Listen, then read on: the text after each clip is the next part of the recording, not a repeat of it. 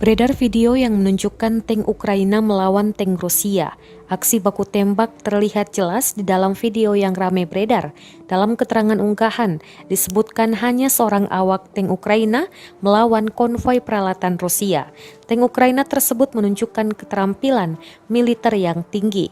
Di akhir video juga terlihat tank militer Rusia hancur setelah baku serang. Invasi Rusia ke Ukraina telah memasuki hari ke-42 pada Rabu 6 April 2022. Presiden Ukraina Volodymyr Zelensky mengunjungi Bucha, sekitar 45 km barat laut Kiev, mengenakan pelindung tubuh dan dikelilingi oleh personel militer pada Senin 4 April 2022.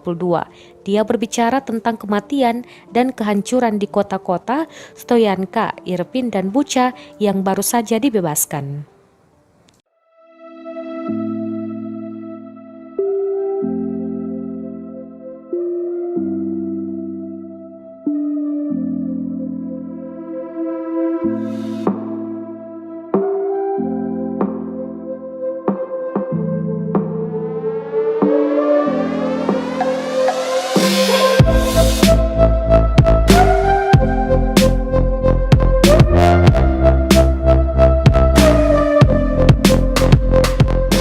Terima kasih sudah nonton. Jangan lupa like, subscribe, dan share ya.